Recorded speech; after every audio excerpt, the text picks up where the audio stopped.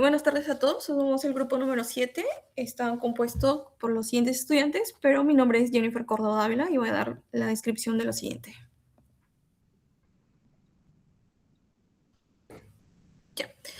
Por definición, se puede decir y efectuar que una hernia es un defecto en la continuidad de las estructuras faciales y o neuríticas de la pared abdominal, ¿no? Se puede decir que es por una salida de una protusión, que una protusión es una víscera o tejido de la cavidad abdominal a través de un defecto o zona de debilidad de la pared abdominal. En otro caso, se puede decir que es una estructura que normalmente no pasa a través de ella.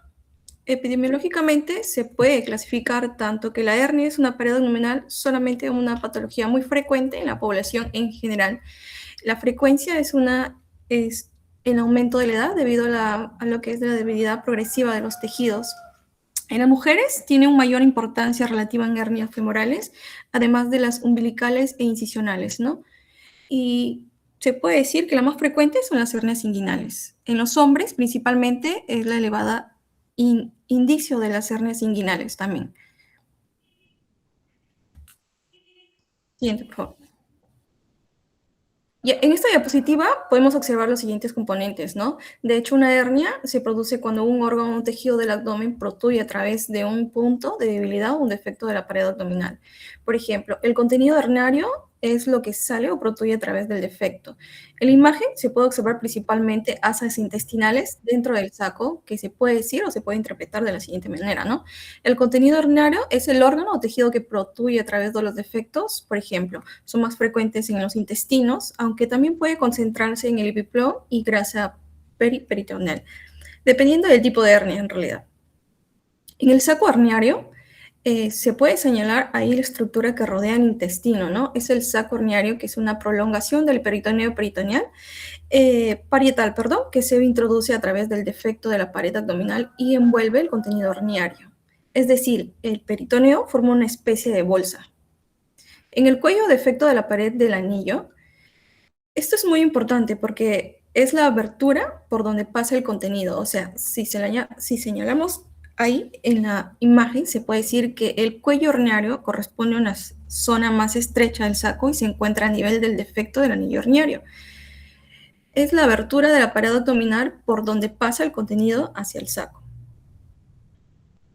Ahora vamos a hablar de la pared del saco. Aquí se puede diferenciar del contenido, ¿no? La pared del saco están constituidas principalmente por el peritoneo y pueden presentar tejido fibroso alrededor, especialmente cuando la hernia es crónica. Por último, en un resumen pequeño, se puede interpretar que una hernia está formada por un defecto de la pared abdominal por donde protruye un saco herniario que contribuye a un órgano o un tejido. El punto de todo esto es el punto de entrada que corresponde al cuello o el anillo herniario. Y el contenido puede ser principalmente el intestino, el epiplón u otros tejidos. Siguiente, por favor. En la anatomía, aquí le voy a explicar paso por paso. Se puede decir que antes de hablar de toda anatomía de la pared abdominal, en la hernia abdominal es importante conocer todo pared abdominal, porque las hernias aparecen principalmente cuando existe una zona de debilidad o defecto en esa pared. Por eso, primero veremos sus capas, músculos, fascias y las principales zonas anatómicas donde pueden aparecer. Lo principal son las capas de la pared abdominal, ¿no? Lo primero que vamos a ver es piel, y es la capa más externa que protege el órgano del medio externo, ¿no? Luego sigue el tejido subcutáneo, que se encuentra debajo de la piel y contiene principalmente grasa y tejido conectivo. Luego sigue lo que es la fascia superficial, que es una capa del tejido conectivo que se encuentra por debajo del tejido subcutáneo y ayuda a envolver y sostener sobre todas las estructuras superficiales. De ahí sigue lo que es la fascia profunda. Esa fascia se divide tanto en escarpa y la de Camper, ¿no? Se puede decir que esas son las que recubren los músculos y permiten que estos se deslicen adecuadamente durante la contracción. Entre el músculo tenemos el músculo recto. Aquí encontramos los principales músculos de la pared abdominal que proporcionan movimiento, protección y la resistencia. La fascia transversal, que es la parte casi última, es una capa del tejido conectivo profundo que se encuentra inmediatamente por dentro de los músculos abdominales y tiene gran importancia en las hernias y principalmente en la región inguinal. El peritoneo parietal es la capa profunda, ya es la última, y reviste internamente la pared de la cavidad abdominal. En los músculos abdominales, que también es súper importante, encontramos músculos como el recto abdominal, oblicuo externo y el oblicuo interno. En el recto abdominal es un músculo vertical ubicado a ambos lados de la línea media. Su función principal es flexionar el tronco, además de contribuir con la compresión de contenido abdominal. El oblicuo externo es el músculo abdominal más superficial de los músculos anchos. Sus fibras tienen una dirección inferomedial y participa en la rotación y la flexión del tronco. El oblicuo interno se encuentra profundo al oblicuo externo. También está el músculo transverso abdominal, es el músculo más profundo de los músculos anchos. Entonces, lo que trato de explicar aquí es que los músculos abdominales funcionan como una unidad para mantener la estabilidad del tronco, proteger las vísceras, aumentar la presión intraabdominal. Sus aponeurosis también participan en la formación de las estructuras importantes, como la línea alba y la vaina de los rectos. Por consiguiente, vamos a hablar de las fascias y la aponeurosis. Aquí se puede diferenciar en conceptos, ¿no? Una fascia es una estructura de tejido conectivo que recubre y separa y sostiene músculos y estructuras. Y una aponeurosis es una expansión de tejido conectivo similar a un tendón que permite la inserción y la unión de músculos. En la imagen se puede observar la aponeurosis del oblicuo externo, aponeurosis del oblicuo interno y aponeurosis del transverso abdominal, también junto con la fascia transversales. Lo que quiero decir aquí es que la aponeurosis de los músculos oblicuos y transversos se unen en la línea media y forman estructuras fibrosas importantes. Cuando esas estructuras presentan un defecto, pueden favorecer a la aparición de hernias. En la línea alba también es un punto importante porque es una zona fibrosa ubicada en la línea media del abdomen.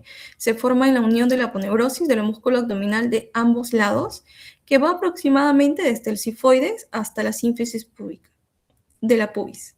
¿Por qué es importante? Porque contribuye a una zona donde pueden aparecer hernias de la línea media, y especialmente las hernias umbilicales y las hernias epigástricas. Aunque normalmente no proporcionan resistencia, puede convertirse en un punto de debilidad y permiten este tipo de apariciones de hernias, ¿no? Como la hernia umbilical y la epigástrica. En la vaina de los rectos, en la imagen se puede observar que por encima de la línea arqueada, la aponeurosis se distribuye alrededor del recto abdominal formando una pared anterior y posterior.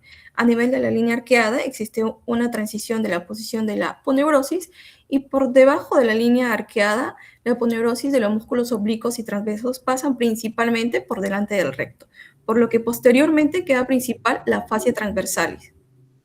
Lo importante aquí es que la línea arqueada representa un cambio anatómico en la composición de la vaina de los rectos y por debajo de ella la pared posterior del recto es relativamente más débil.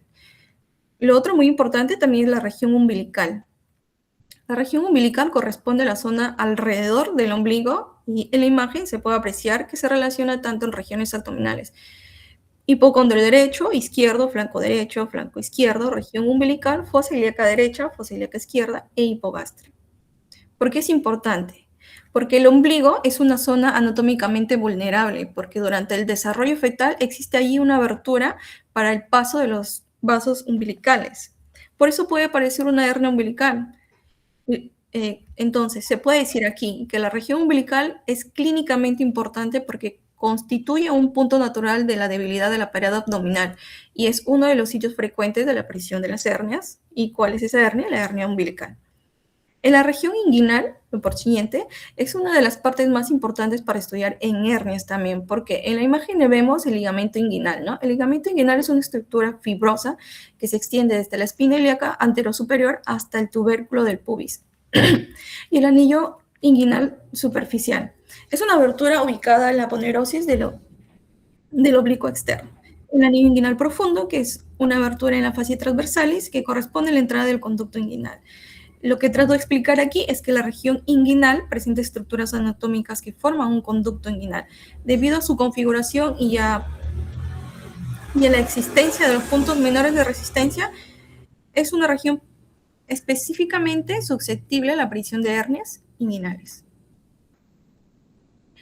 Sobre todo aquí, hablar del triángulo de Hesselbalch es muy importante porque diferencia las hernias inguinales directas e indirectas. El triángulo de Heschberg está delimitado por, en lateral, vasos epigástricos inferiores, medial, borde lateral del músculo recto abdominal, inferior, ligamento inguinal. ¿Qué pasa aquí? Por esta zona pueden protuir hernias inguinales directas. En una forma de decirlo es que la hernia directa pasa medial a los vasos epigástricos inferiores, mientras que la indirecta pasa lateral a estos vasos y entra por el anillo inguinal profundo. ¿Cómo lo explico? Directa, medial a vasos epigástricos inferiores, e indirecta, lateral a vasos epigástricos inferiores. Más importante sobre todo es la parte, la irrigación y la inervación, ¿no? La irrigación en la pared abdominal recibe sangre principalmente de ciertas arterias, las cuales son arterias epigástricas superiores e inferiores, arterias intercostales posteriores, arterias lumbares, arteria circunfleja ilíaca profunda y la que contribuyen sobre todo a la arteria femoral a través de sus ramas. Las arterias epigástricas son especialmente importantes porque recorren la pared abdominal y tienen una relación anatómica con las hernias inguinales.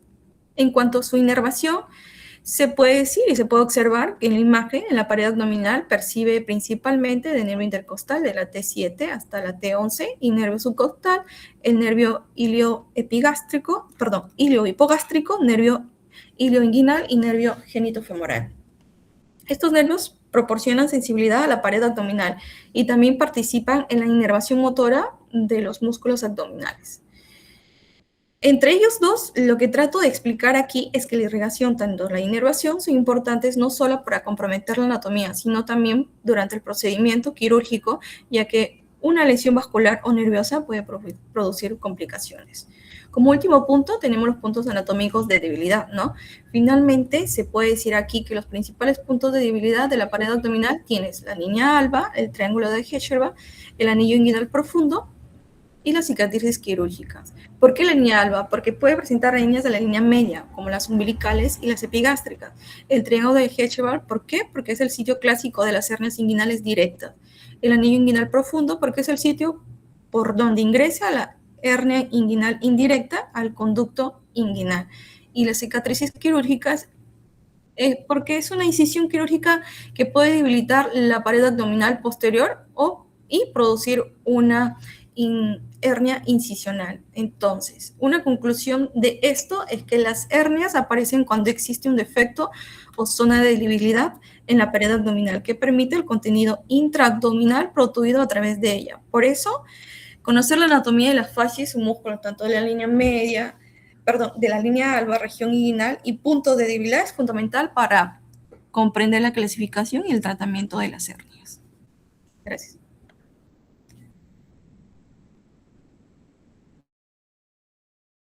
Bien, ahora hablamos bueno, doctora, buen día. Soy González Velázquez Arón. Bueno, y a mí me ha tocado explicar lo que vendría a ser el mecanismo de la formación de hernias. Bueno, básicamente el proceso de una formación de una hernia, ¿no? Se va a dividir en cuatro pilares, lo cual vendría a ser primero la debilidad de la pared abdominal. Esto se debe básicamente al envejecimiento, a una pérdida de masa muscular, a una cirugía abdominal previa, a una debilidad de las cicatrices, al embarazo, ¿no? Probablemente y una distensión abdominal y alteraciones del tejido conectivo, ¿no? Porque básicamente cuando la pared abdominal pierde su capacidad de resistencia, puede producirse una protrusión el peritoneo, un tejido adiposo u órganos, ¿no? En su defecto, ¿no? En lo que vendría a ser una zona debilitada, dando un lugar a una hernia. También tenemos a lo que vendría a ser el aumento de la presión intraabdominal, ¿no? Que lo puede determinar la obesidad, el embarazo, la citis, algún tumor o una masa intraabdominal, la tos crónica o estreñimiento crónico. También alteraciones del tejido conectivo, como el síndrome de Ehlers-Danlos, ¿no? El envejecimiento, que es básicamente por la disminución del colágeno. Una desnutrición por el déficit proteico que tiene la paciente, ¿no? O la persona, y una alteración hereditaria del colágeno. También algunos factores congénitos, ¿no? Y adquiridos. Congénitos como el defecto del cierre del anillo umbilical o alteraciones hereditarias del tejido conectivo. Y en factores adquiridos vendría a ser una edad avanzada, embarazo, una cirugía abdominal previa o un traumatismo abdominal. Cabe resaltar, ¿no?, que las complicaciones pueden ser defecto del cierre del anillo umbilical, alguna alteración hereditaria del tejido conectivo, como ya lo había mencionado, alguna estrangulación de la hernia o una obstrucción intestinal, ¿no? Ahora, la combinación de todo esto va a debilitar la pared abdominal, ¿no? Y va a aumentar la presión intraabdominal, favoreciendo así la aparición y la progresión de una hernia. Siguiente diapositiva, por favor. En lo que vendría a ser clasificación, vamos a clasificarlo en reductibles y en irreductibles, siendo la primera de estos, el contenido puede ser reintroducido a la cavidad abdominal, ¿no? Y lo vamos a dividir en dos, en coercibles y incoercibles. En coercibles es porque el contenido regresa por sí solo, ¿no? Con la ayuda o cambio de posición. En otras ocasiones, con alguna ayuda manual. En incoercibles porque la hernia puede reducirse, ¿no?, relativamente con facilidad, pero vuelve a salir inmediatamente al menor pujo, ¿no? En este caso, alguna maniobra de Valsalva o al mismo esfuerzo, ¿no?, al retirar la mano del anillo herniario. En lo que es las irreductibles, es cuyo contenido no es posible ser reintroducido en la cavidad abdominal, ¿no? Y acá vamos a encontrar la encarcerada y la estrangulada. La encarcerada es la atascada, se le conoce así también, que es la que genera obstrucción intestinal y todavía está bien vascularizada. Y la estrangulada es quien ya pierde la vascularización, ¿no? Hay cambios de coloración superficial, fiebre y leucocitosis. Siguiente diapositiva. Ahí va a continuar mi compañero. Buenas tardes, doctora. Mi nombre es Sandra Hernández Montesa. A continuación vamos a mencionar los tipos de hernias. Comenzando con la hernia inguinal, iniciamos con la anatomía del canal inguinal.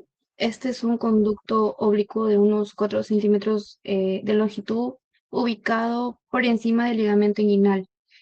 Para su estudio quirúrgico definimos 4 límites, que es la pared anterior, está formada por la aponeurosis del músculo oblicuo externo, la pared posterior, que está constituida por la fascia transversalis y reforzada medialmente por el tendón conjunto. El techo, que está integrado por las fibras arqueadas del oblicuo interno y el músculo transverso del abdomen. El piso está conformado por el ligamento inguinal. En el varón, este canal alberga el cordón espermático, en la mujer el ligamento redondo del útero, pero en ambos transcurre el nervio ilioinguinal. Eh, la diferenciación anatómica, el hito anatómico más importante para clasificar estas hernias van a ser los vasos epigástricos inferiores. La hernia inguinal indirecta va a se produce por la persistencia o debilidad del proceso vaginal embrionario, que protruye lateral a los vasos epigástricos a través del anillo inguinal profundo. Va a recorrer todo el canal inguinal y puede llegar a exteriorizarse por el anillo superficial, descendiendo hacia el escroto o también a los labios mayores. Por su parte, la hernia inguinal directa va a producir una debilidad adquirida de la fascia transversales en la pared posterior.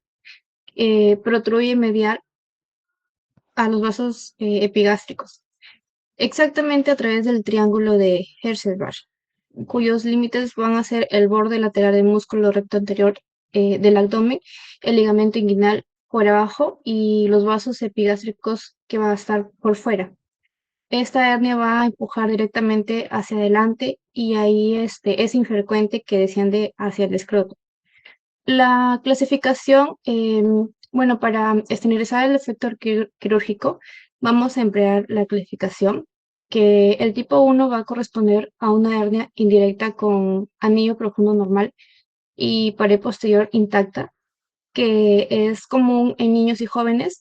El tipo 2 es una indirecta con anillo profundo dilatado pero pared conservada. El tipo 3, que va a abarcar las fallas de la pared posterior, está subdividida. 3A, que van a ser para hernias directa, 3B para indirectas masivas o con deslizamiento, y 3C, que va a ser para la hernia femoral. Finalizando con el tipo 4, que es reservado para todas las hernias redicidantes. Los factores de riesgo y patogenia, en cuanto a los factores predisponentes, vamos a encontrar no modificables como el sexo masculino, la edad avanzada por pérdida de elasticidad muscular y trastornos del metabolismo del colágeno. Como factores desencadenantes destacan el tabaquismo y todas las situaciones que va a incrementar su forma crónica para la presión intraabdominal, como la tos persistente en pacientes con enfermedad pulmonar obstructiva crónica, estreñimiento severo, y también esfuerzos físicos que va a estar extenuantes. Siguiente diapo. Ya, las manifestaciones clínicas. En la clínica, el síntoma cardinal es la aparición de una masa o bulto en la región inguinal que típicamente va a generar pesadez, molestia o dolor tras unos periodos prolongados de que esté así de pie o de esfuerzo físico y se reduce o se desaparece al estar en decúbito dorsal. La exploración física y métodos de imagen, el diagnóstico es eminentemente clínico. La exploración física debe ser metódica, o sea, se va a evaluar al paciente primero de pie y luego de cúbito mediante una extensión y una palpación en ambas regiones inguinales y del canal. Se va también a hacer maniobras de esfuerzo como al toser o realizar vasalvo. Esto va a permitir definir su reductibilidad, su consistencia y descartar bilateralidad. En las acciones terapéuticas y técnicas quirúrgicas, en el manejo de la conducta se va a limitar a pacientes asintomáticos o con riesgo anestésico. Es clave para recalcar que las fajas o bragueros no corrigen el efecto anatómico.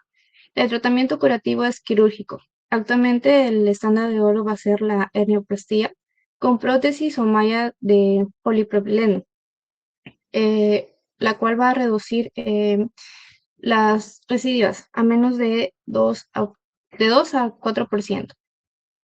La siguiente diapositiva. Ya, en la hernia femoral, vamos a hablar de la anatomía.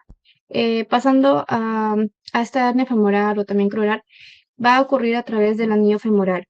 Sus límites anatómicos rígidos son el ligamento inguinal hacia anterior, la vena femoral hacia lateral y el ligamento de Cooper hacia posterior. El ligamento lacunar hacia medial y en condiciones normales contiene tejido conectivo laxo y vasos linfáticos profundos, aunque solo va a representar de 3 a 5% de todas las hernias de la ingle. Es significativamente más frecuente en mujeres multíparas y en ancianas debido a la configuración más ancha de la pelvis femenina. En la exploración se va a manifestar como una pequeña tumoración por debajo de la línea del ligamento inguinal y por fuera de la espina de la pubis. Su rasgo más fisiopatológico crítico es el anillo femoral, que va a estar rodeado de estructuras fibrosas y óseas inextensibles. Por eso el cuello herniario es extremadamente estrecho y rígido, lo que va a otorgar la tasa más alta de incarceración. En el diagnóstico se corrobora clínicamente con ecografía Doppler o tomografía, si es que hay duda. Y bueno, su elevado riesgo de necrosis intestinal, la hernia femoral siempre tiene una indicación de resolución quirúrgica inmediata, con una colocación de malla. Siguiente. Le doy pase a mi compañero. Bueno, doctora, continuando con la exposición, me presento, soy Michael Anderson Azabache Ríos y voy a hablar acerca de lo que viene a ser la hernia umbilical, ¿no? Con lo que respecta a ello, bueno, vamos a tener, ¿no?, que dentro de la anatomía de lo que viene a ser el anillo umbilical, desde el punto de vista anatómico, vamos a tener, ¿no?, de que esta va a corresponder a una zona de discontinuidad relativa en lo que viene a ser la pared abdominal, ¿no?, por la cual anteriormente han recitado estructuras como son los vasos umbilicales y lo que viene a ser el uraco durante el desarrollo embrionario, ¿no? Después de esto, prácticamente estas estructuras sufren unos procesos de obliteración y fibrosis, lo que va a permitir el cierre progresivo del anillo. Esto va a generar de que a la larga se produzca una resistencia en esta región, ¿no? Y va a depender fundamentalmente de lo que viene a ser la integración de los tejidos fibrosos y las fascias que conforman lo que viene a ser la línea alba. Cuando el cierre es incompleto o existe una debilidad adquirida en esta fascia, puede producirse lo que viene a ser la protrusión y va a expulsar el contenido intraabdominal, ¿no? A través de lo que viene a ser el efecto, ¿no? Originando así estas hernias. Dentro de ellas vamos a tener los tipos. La hernia congénita y la hernia adquirida. Dentro de la congénita lleva relación a lo que viene a ser la hernia infantil, en donde esta se va a producir por lo que viene a ser un cierre incompleto del anillo umbilical, suele ser indolora y es de alta resolución espontánea, ¿no? A diferencia de la adquirida o la del adulto, que se produce por un debilitamiento de lo que viene a ser la pared abdominal, aumenta con esfuerzos o tos y es de menor resolución espontánea, ¿no? Dentro de la clínica vamos a tener de que la hernia umbilical es variable y va a depender del tamaño del defecto, del contenido también herniario y de la presencia de si es que hay o no complicaciones, ¿no? El hallazgo más frecuente es lo que viene a ser la protrusión, que va a ser por lo general, si suele ser localizada, ¿no? En la región umbilical, que puede hacerse, ¿no? Más evidente a esfuerzos o a la tos, ¿no? O incluso en la maniobra de Valsalva. Con lo que respecta al diagnóstico, bueno, prácticamente acá vamos a tener, ¿no? De que el diagnóstico de la hernia umbilical es principalmente clínico. Una anamnesis adecuada y una exploración física cuidadosa nos va a llevar o nos va a orientar hacia esta patología, ¿no? Durante el examen se debe evaluar lo que viene a ser el tamaño de la protrusión, la presencia de dolor, la reductibilidad del contenido y el estado de la piel que cubre lo que viene a ser la hernia, ¿no? A la palpación nos va a permitir identificar lo que viene a ser el efecto facial y establecer en muchos casos, ¿no? Una aproximación del tamaño de lo que viene a ser el anillo herniario.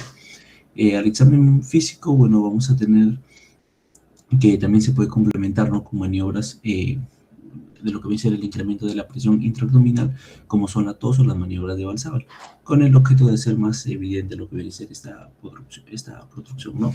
En los estudios imagenológicos que nos pueden servir, dentro de ellos vamos a tener, ¿no? Lo que viene a ser la ecografía, que se suele utilizar, ¿no? En pacientes obesos o cuando existen dudas diagnósticas, y por último la tomografía computarizada, que va a proporcionar, ¿no? Una evaluación más detallada de lo que viene a ser la pared abdominal, y está indicada principalmente en lo que viene a ser hernias grandes, ¿no? O complejas, también incluso en las recurrentes, ¿no?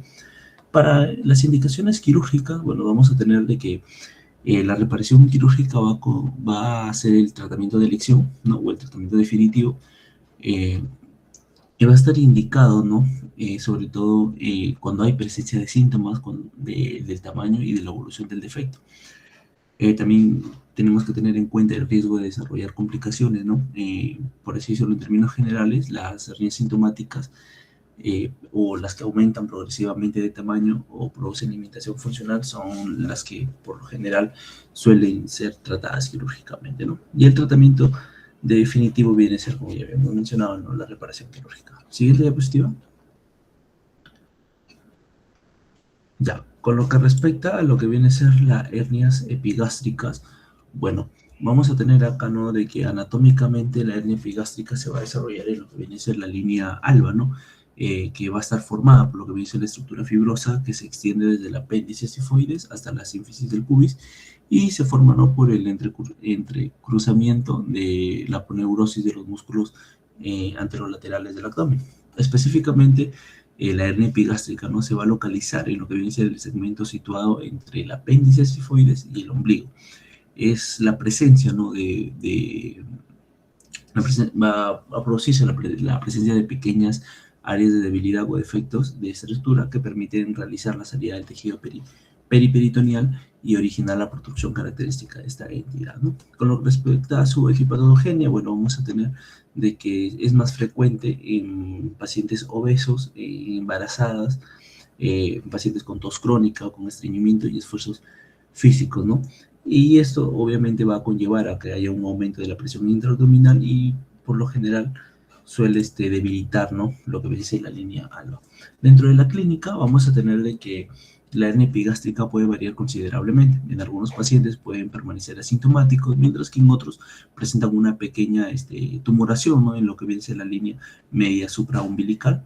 Y esta producción puede aumentar durante el esfuerzo físico, la tos o cualquier situación que incremente la presión intraabdominal, ¿no? El dolor es muy característico, es el más frecuente y puede ser leve y ocasional o puede presentarse de manera persistente, ¿no? Especialmente cuando existen incarceraciones de grasa peritoneal, ¿no? En casos complicados, ¿no? Pueden aparecer dolor intenso, irreductibilidad y signos relacionados con el compromiso del contenido herniario, ¿no? Aunque la estrangulación y la obstrucción intestinal son menos frecuentes, pero deben de considerarse también ante la presencia de síntomas agudos, ¿no? Para el diagnóstico, bueno, prácticamente aquí vamos a tener de que bueno, la hernia epigástrica es fundamentalmente clínica, ¿no? La anamnesis debe investigarse la presencia de dolor, lo que viene a ser la relación de los síntomas con esfuerzos físicos y la evolución del aumento del volumen en la región epigástrica, ¿no? Acá, durante la exploración física, vamos a tener que examinar lo que dice la pared abdominal del paciente, tanto en reposo como durante maniobras que incrementen la presión intraabdominal, ¿no? La palpación en este caso nos va a permitir identificar el efecto facial y determinar si existe contenido reductible o encarcerado, ¿no? Bueno, acá prácticamente también lo que nos puede ayudar es la ecografía, que va a constituir un método útil para identificar pequeños defectos en lo que dice la pared abdominal y diferenciar una hernia de otras lesiones de los tejidos blandos. Y la tomografía computarizada, que puede utilizarse cuando se requiere una evaluación anatómica más completa o especialmente en lo que viene a ser hernias complejas o en casos en los que se sospechan de otras patologías, ¿no? Con lo que respecta al tratamiento, bueno, prácticamente el tratamiento definitivo de la hernia epigástrica es 100% quirúrgico y las indicaciones van a depender, ¿no? Principalmente de la presencia de síntomas, del tamaño del defecto, de la evolución de la hernia y del riesgo de complicaciones. En pacientes con hernias pequeñas y asintomáticas puede considerarse una conducta expectante, ¿no? y un seguimiento clínico. Sin embargo, cuando existe dolor persistente o hay un aumento progresivo del tamaño o de la irreductibilidad, la reparación quirúrgica presenta la alternativa, bueno, no, prácticamente se realiza lo que viene a ser una cirugía definitiva. La reparación, obviamente, no puede realizarse mediante un abordaje abierto o laparoscópico. En defectos pequeños y seleccionados no puede realizarse un cierre primario. En otros casos, ¿no? También puede utilizarse lo que viene a ser la malla, que va a permitir, por así decirlo, reforzar lo que viene a ser la pared abdominal y disminuir el riesgo de recurrencia de algunos determinados pacientes, ¿no? Y por otro lado tenemos el abordaje laparoscópico, que suele ser útil en hernias de mayor tamaño o en pacientes con mayor riesgo de complicaciones y también que tengan antecedentes o que tengan mayor riesgo, ¿no? a complicaciones relacionadas con lo que viene a ser heridas quirúrgicas, ¿no? Y entre las complicaciones que pueden surgir, bueno, vamos a tener la principal complicación de las hernias epigástricas incluyen lo que viene a ser la incarceración y en casos menos frecuentes la estrangulación del contenido herniario, ¿no?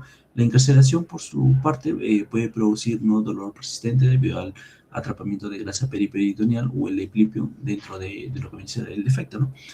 Cuando existe también compromiso vascular puede desarrollarse isquemia del contenido herniario y si están involucrados, ¿no? lo que viene a ser asas intestinales, también puede presentarse una obstrucción intestinal y si hay alguna situación que requiere una evaluación y tratamiento quirúrgico urgente, ¿no? Después de la reparación pueden presentarse también complicaciones como son el seroma, el hematoma, infecciones del sitio quirúrgico y dolor persistente, ¿no? Asimismo, también existe la posibilidad de que hayan recurrencias, especialmente, ¿no? cuando persisten factores predisponentes o cuando la reparación se realiza bajo tensión. Siguiente diapositiva. Buenas tardes, doctora. Continuando con la exposición, bueno, le habla la alumna García Guevara Yuzamela. Voy a hablar sobre las hernias incisionales. Bueno, definiendo la hernia incisional, es un tipo de hernia ventral que se va a caracterizar sobre todo porque va a aparecer en el sitio de una incisión o cicatriz quirúrgica con o sin protrusión de órganos abdominales. Nos dice también que es la complicación postoperatoria más frecuente y compleja que se va a producir cuando la integridad de la pared abdominal se va a ver comprometida después de una cirugía. Dentro de las complicaciones que vamos a encontrar en estas hernias incisionales va a ser lo que es la obstrucción, encarceración y estrangulación. Dentro de la epidemiología, se va a ver que hay una tasa de incidencia que va a oscilar entre el 5 al 20% post una cirugía abdominal y que puede presentarse sobre todo en todas las edades y en ambos sexos y en diferentes etnias. Dentro de los factores de riesgo tenemos 3 tipos que van a estar relacionados con el paciente, relacionados con la enfermedad y relacionados con la técnica quirúrgica. Dentro de los relacionados con el paciente, bueno, vamos a tener lo que son las comorbilidades. Anterior, por favor. Dentro de las comorbilidades, como son la obesidad, diabetes, insuficiencia renal, tabaquismo, desnutrición y medicamentos inmunosupresores o esteroides. Relacionados con la enfermedad, bueno, tenemos el sitio de incisión, el momento de la operación, la urgencia del procedimiento y complicaciones y enfermedad del paciente. Dentro de los que están relacionados con la técnica quirúrgica, bueno, tenemos a la técnica quirúrgica que se utiliza en lo que es en la cirugía previa y o los materiales utilizados para el cierre. Siguiente diapositiva, por favor. Dentro de la clasificación de las hernias incisionales, según la Sociedad Europea de Hernias, estas hernias incisionales se van a clasificar en zona medial y en zona lateral. Dentro de la zona medial se subdivide en 5 zonas, que son la M1 hasta la M5. Dentro de la M1 encontramos a la subsifoidea, que va desde el apéndice sifoides hasta 3 centímetros hacia caudal. Dentro de la M2, o también llamada epigástrica, va desde 3 centímetros por debajo del sifoides hasta 3 centímetros por encima del ombligo. M3, que es la umbilical, va desde 3 centímetros por encima del ombligo hasta 3 centímetros por debajo del ombligo. M4, que es infraumbilical, esta va desde 3 centímetros por debajo del ombligo hasta el pubis, pero sin incluir el suprapúbico. Y el M5, también llamado suprapúbico, va desde el área del hueso púbico. En lo que es zona lateral, se subdivide en 4 zonas. En subcostal o L1 subcostal, que va desde debajo del reborde costal, L2 o flanco, que está en la zona media lateral, L3 o ilíaca, que es en la fosa ilíaca, y L4 o lumbar, que va en la región posterior o lumbar. También se va a clasificar según el tamaño, basándose en lo que es en el diámetro transversal máximo, o sea, en el ancho, ¿no? Se va a subdividir en lo que es en W1, 2 y 3. W1 es menor a 4 centímetros, en W2 encontramos que es entre 4 y 10 centímetros y W3 que es mayor a 10 centímetros. Siguiente diapositiva, por favor. Dentro de las manifestaciones clínicas que vamos a encontrar en pacientes con hernias incisionales, vamos a encontrar que va a haber una protrusión de lo que es de la pared abdominal. El paciente se puede presentar lo que es asintomático o puede presentar síntomas como dolor, desfiguración de lo que es de la zona abdominal. Bueno, eso va a depender de que si la hernia es grande o es pequeña. El paciente también puede presentar disnea, insomnio, va a presentar lo que es una limitada capacidad de trabajo que también va a depender del tamaño de la hernia y sobre todo en hernias incisionales complicadas vamos a encontrar lo que es una encarceración en un porcentaje de 6 a un 15%. Dentro de la exploración física vamos a evaluar la inspección y la palpación. En la inspección primero vamos a observar una cicatrización quirúrgica previa, ¿no? Que puede ser mediana, pueden ser transversales o laparoscópica. Vamos a ver también un abultamiento o deformidad, que puede ser una masa o protrusión sobre la cicatriz, sobre la cicatrización o adyacentes a ellas. También vamos a observar cambios en la piel que puede haber una piel adelgazada, estirada, con pérdida de vello o cicatrices hipertróficas. Y en casos ya que sean con signos de alarma o que sean unas hernias muy grandes o antiguas, vamos a encontrar lo que son cicatrices hipertróficas, úlceras por roce o cambios de coloración. Y también en la inspección vamos a ver que en la maniobra vamos a encontrar una maniobra de Valsalva positiva, que cuando el paciente realiza eso vamos a ver que la hernia sobresale más. Luego, dentro de la exploración física, también vamos a realizar lo que es la palpación. Vamos a palpar un defecto herniario o también llamado anillo. Vamos a ver un contenido del saco que puede ser intestino, o sea, va a ser blando, elástico, o puede ser un epiplom, que puede ser grasa, bueno, es una grasa intraabdominal, que es más firme, puede ser nodular e irregular. Y también vamos a evaluar lo que es la reductibilidad para ver si es que es una hernia reducible o irreducible o encarcerada. También tenemos que tener en cuenta lo que son los signos de alarma, si es que el paciente presenta un dolor intenso y súbito, si es que hay sobre todo la pérdida de reducibilidad, si es que hay cambios inflamatorios locales, si es que alrededor de la hernia o se va a presentarse una color rojiza, morado, si está caliente y si es muy tensa. Dentro de los signos de alarma también tenemos los signos de oclusión, que vamos a ver un abdomen marcadamente distendido, en pánico y con ausencia de ruidos intestinales. Dentro del diagnóstico para estas hernias encarceradas, más que todo se va a basar en lo que es la historia clínica y la exploración física. También dentro de la ayuda al diagnóstico en imágenes vamos a considerar lo que es la tomografía computarizada, que nos va a ayudar para hacer una evaluación detallada de la pared abdominal. Siguiente diapositiva, por favor. Bueno, siguiendo con la exposición, soy la estudiante Ancecillo Alberca Pintado. Seguimos con el tema de hernias especiales. Hemos considerado 5 puntos importantes. Bueno, son especiales porque son poco frecuentes, pero pueden presentar un alto índice de severidad o complicaciones. Tenemos la hernia de Richter, que es un compromiso parcial de la pared intestinal, pero lo característico acá es que se va a comprometer solo una porción de la pared intestinal, o sea, solo es el borde antimesentérico, que no va a tener el contacto con la pared posterior, que es el mesenterio. Entonces se va a protruir y va a quedar atrapada a través de un pequeño defecto que se va a crear en la pared abdominal. Como vemos en la imagen, tenemos el ligamento inguinal interno, tenemos el intestino que pasa con su luz intestinal continua con normalidad, pero vemos que se ha protruido lo que va a ser la pared intestinal, pero es característico que es el borde antimesentérico.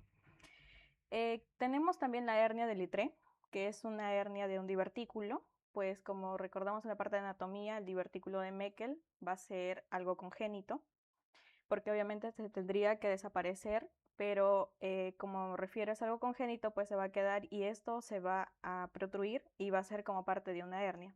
Este es un tipo de hernia muy raro que va a ocurrir específicamente, como mencionaba, por el divertículo de Meckel, que va a ser el residuo del conducto embrionario del intestino y va a protruir a través de un punto débil en la pared abdominal y suele presentarse en mayor frecuencia en la región inguinal.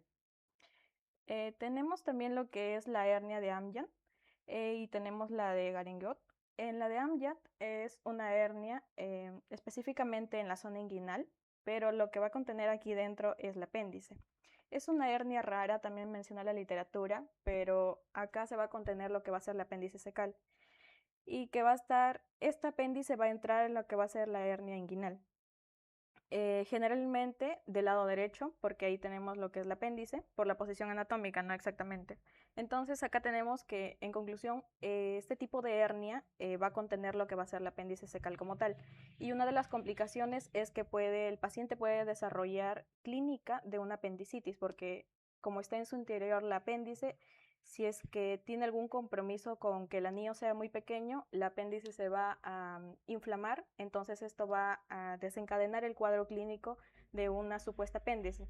Entonces cuando intervenimos, obviamente el paciente va a desarrollar una clínica de una apendicitis, pero al momento de la inspección, se podría decir en una cirugía abierta, vamos a encontrar de que estamos frente a una hernia inguinal de Amjad.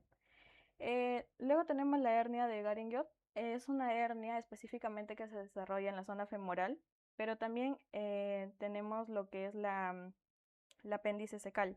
Lo va a contener el apéndice cecal, pero este va a entrar en lo que va a ser el saco crural, que acá es diferente del anterior porque el saco crural acá es una bolsa de envoltura del peritoneo que va a salir por la cavidad abdominal a través de un orificio que es el normal que presentamos todos, que es el anillo crural. Entonces la salida de ese saco crural va a contener lo que va a ser el apéndice cecal. Entonces, ubicado principalmente, pues el saco crural lo encontramos en la ingle por debajo del ligamento inguinal.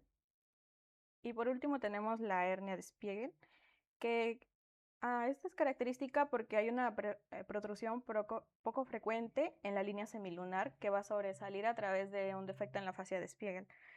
Como mencionaba mi primera compañera, la anatomía, pues teníamos que recordar lo que eran los músculos de la pared abdominal. En este caso va a haber un defecto en esta fascia, donde se va a comprometer tanto el transverso abdominal, parte de la aponeurosis, y el oblicuo interno. Entonces, esta hernia principalmente va a estar compuesta por grasa preperitoneal o saco peritoneal que va a contener o no un órgano intraabdominal a través de un defecto congénito o adquirido. Como vemos en la imagen, pues esta hernia está lateral a lo que es el músculo recto del abdomen. Dentro de su epidemiología tenemos que es poco frecuente y por eso tiene una frecuencia de 2% de las hernias abdominales y se presenta mayormente en mayores de 60 años. Lo que tienen en común todas estas hernias es que dentro de sus factores predisponentes tienen lo mismo, que es el desarrollo de la obesidad, pacientes que presenten tos crónica, ascitis, EPOC, porque sabemos que son pacientes crónicos que tosen, o algunos trastornos del tejido conectivo como el síndrome de Ehlers-Danlos, que se produce por la debilidad de... es un trastorno genético que va a dañar el tejido conectivo del cuerpo. Y luego tenemos lo que va a ser las hernias lumbares. En este caso son de localizaciones atípicas. Para finalizar, tenemos las hernias lumbares como tal. Se refiere al compromiso de la pared abdominal, pero en este caso va a ser posterior. Tenemos solo dos principales, que es la hernia de Petit y la de Greenfeld. La de Petit es una hernia del triángulo lumbar, pero inferior, que va a estar delimitado por el oblicuo externo, el dorsal ancho y la cresta ilíaca. Y tenemos la hernia de Greenfeld, que es la hernia del triángulo lumbar, pero este superior, que dentro de sus tres límites tenemos que es la costilla, la 12ª, el cuadrado lumbar y el oblicuo interno. Doy pase a mi siguiente compañero.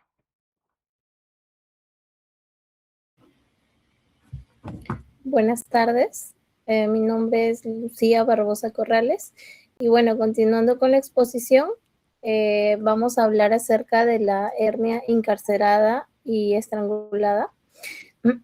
En cuanto a la hernia reducible, esta es aquella en la cual el contenido no va a poder regresar a la cavidad abdominal, ¿no? Es decir, se trata de una hernia irreductible. Esto puede ocurrir debido a un cuello herniario estrecho con edema del contenido herniado, adherencias o cambios estructurales, los cuales van a impedir que este contenido pueda regresar al abdomen. Es importante señalar que en la incarceración no significa que necesariamente debe haber una estrangulación. ¿Por qué? Porque en una hernia encarcerada el contenido está atrapado, pero todavía puede conservar una irrigación sanguínea adecuada. Por ejemplo, si dentro del saco herniario se encuentra un segmento de intestino, este puede quedar atrapado y producir una obstrucción intestinal manifestada por dolor, distensión abdominal, náuseas, vómitos o disminución o ausencia de eliminación de gases y heces. Sin embargo, mientras el flujo sanguíneo se conserve, todavía no podemos hablar propiamente de una hernia estrangulada. Entonces, podemos decir que una hernia encarcerada puede evolucionar hacia una estrangulación y esta, pues, obviamente va a requerir una valoración médica o quirúrgica oportuna. En cuanto a la hernia estrangulada, esta va a representar una situación de mayor gravedad y se produce cuando el contenido de la hernia, además de estar irreductible, presenta compromiso de su irrigación sanguínea. Este compromiso vascular puede llevar inicialmente a una congestión y edema y posteriormente a una isquemia. También puede aparecer necrosis o perforación o una perforación intestinal o peritonitis, ¿no? Y finalmente llegar hasta una sepsis o shock. Siguiente diapositiva. En cuanto a la fisiopatología de la estrangulación, tenemos, bueno, lo he decidido colocar en 9 pasos. El primero es que el contenido intestinal va a quedar atrapado dentro del cuello herniario estrecho, ¿no? Y como consecuencia de ello, comienza la compresión de los vasos sanguíneos que llega al segmento intestinal. Inicialmente se compromete principalmente por el retorno venoso, ¿no? Por lo que las venas tienen paredes más delgadas y son más susceptibles a la compresión. Por eso se genera una congestión venosa y acumulación de sangre. Como consecuencia de esta congestión aparece un edema en la pared intestinal. Posteriormente se llega a comprometer también el flujo arterial y en este momento va a haber una disminución del aporte de oxígeno y nutrientes, lo cual va a producir una isquemia intestinal. Entonces, si la isquemia persiste, inicialmente puede lesionar a la mucosa, que es una de las capas más sensibles durante la hipoxia, y posteriormente este daño va a progresar hacia capas más profundas de la pared intestinal y llegar a producir una necrosis transmural. Finalmente, esta pared intestinal tiende a perforarse y va a permitir la salida de contenido intestinal hacia la cavidad abdominal.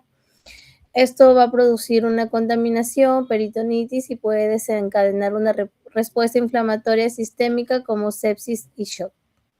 Siguiente, por favor.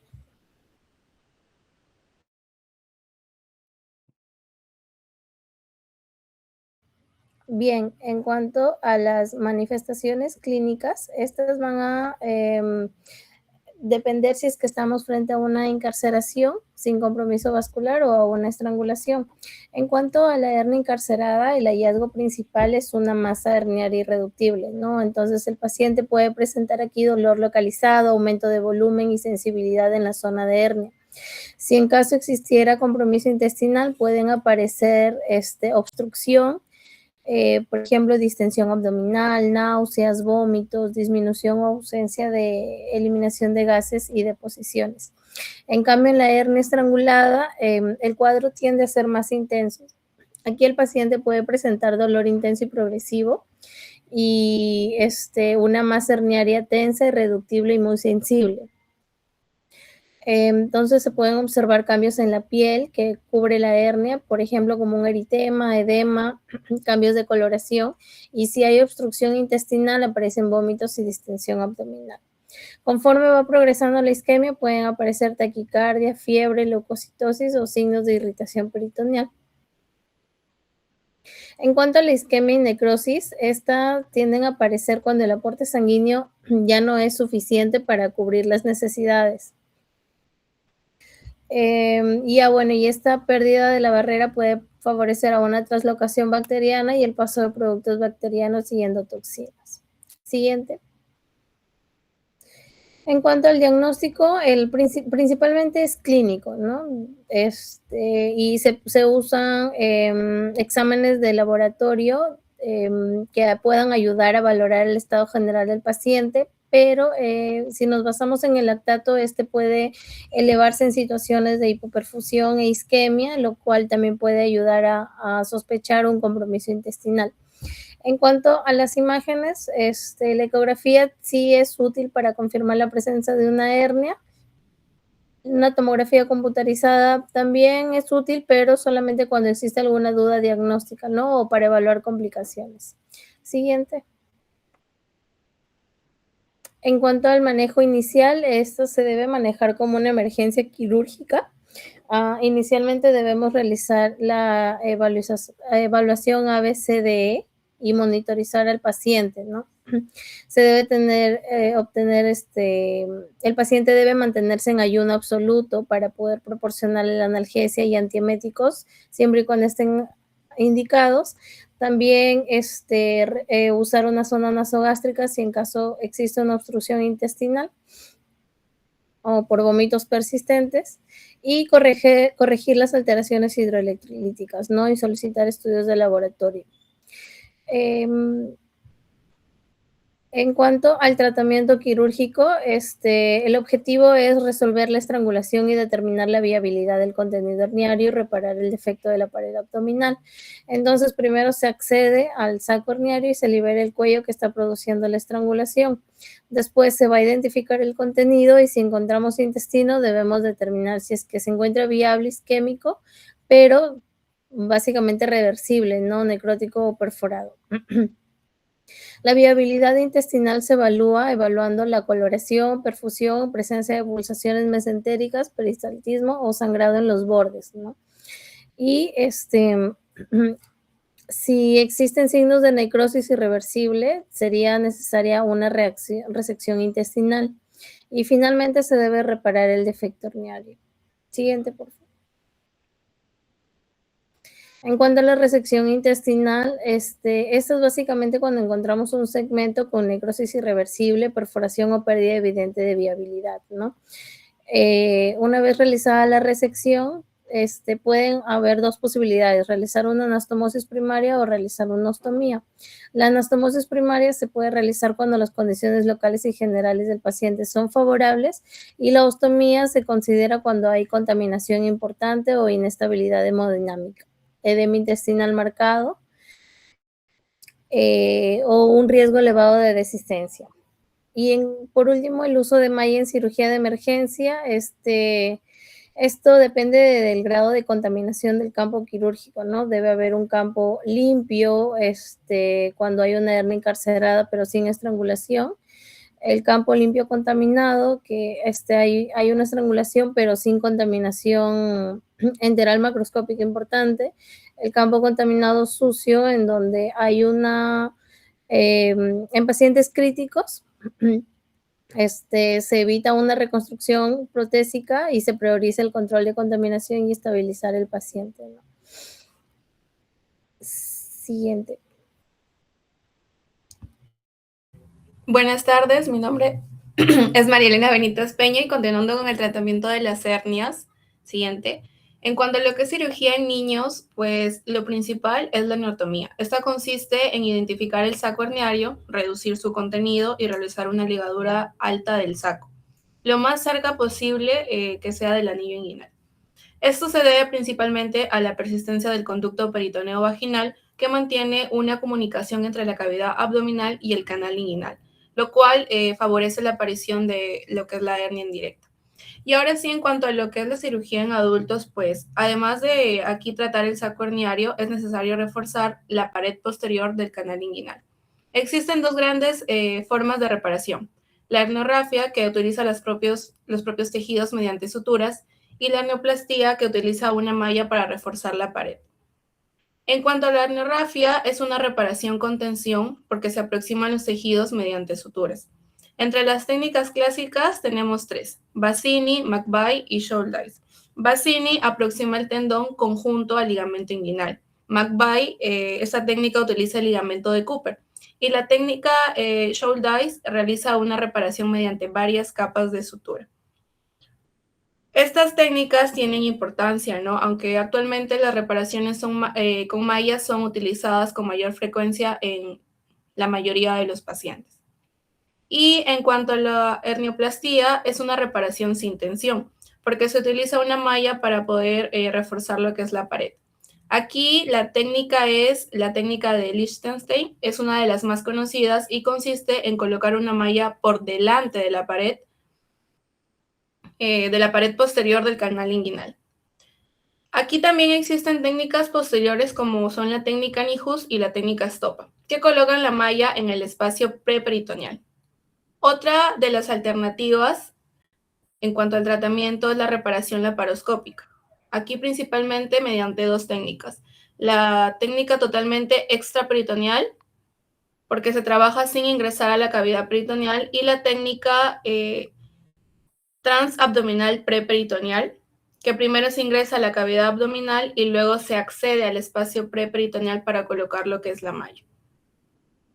Estas técnicas requieren de mucha experiencia y permiten realizar la reparación desde un abordaje posterior, ¿no? Por ende, pues aquí el abordaje de las técnicas y el uso tiene que ver mucho con la elección, va a depender del tipo de la hernia y las características que presenta el paciente. Siguiente.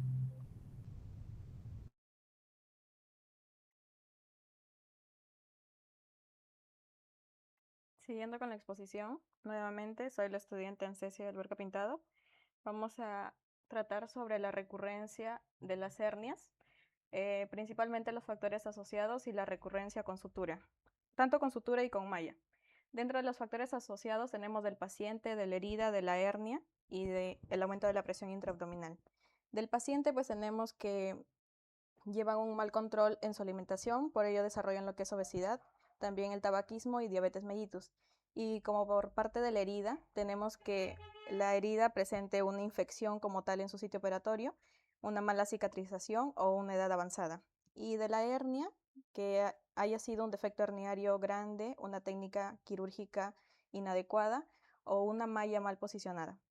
Y en lo que es el aumento de la presión intraabdominal, pues tenemos pacientes que tengan estreñimiento crónico, esfuerzo físico intenso o pacientes con EPOC.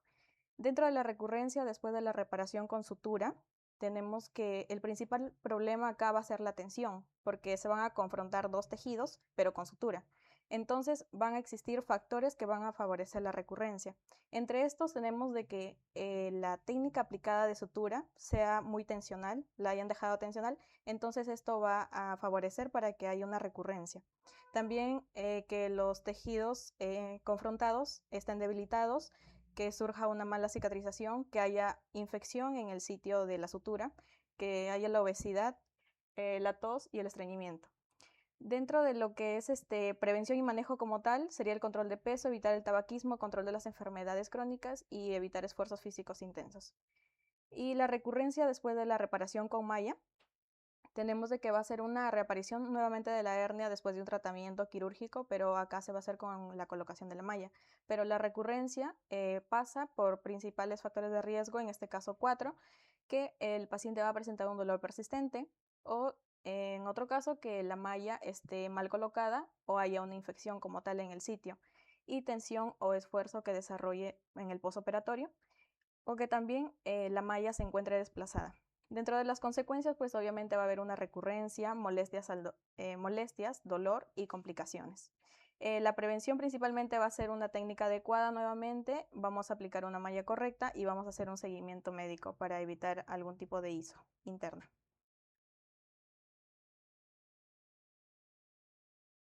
Bueno, continuando con la exposición con lo que respecta a la prevención de lo que viene a ser las hernias, bueno, vamos a tener de que como principio general, la prevención de hernias va a depender de modificar lo que viene a ser los factores de riesgo, ¿no? Y aplicar también técnicas quirúrgicas adecuadas. Dentro de ellas vamos a tener la optimización del paciente, que prácticamente consiste en tratar, como ya había mencionado, las comorbilidades y mejorar el estado nutricional, ¿no?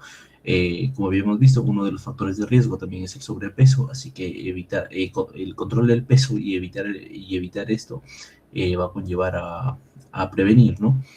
También el control de diabetes, la suspensión del tabaquismo, la prevención también, ¿no? de la infección del sitio quirúrgico, realizar una correcta asepsia, antiasepsia y profilaxis antibiótica adecuada, ¿no?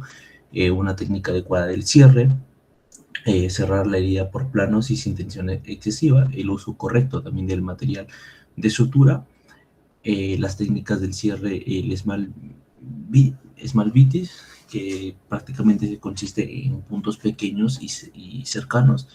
Y por último vamos a tener, ¿no? como profilaxis en pacientes de alto riesgo, considerar el esfuerzo profiláctico con malla, ¿no? en pacientes con alto riesgo. Esas son nuestras referencias. Gracias.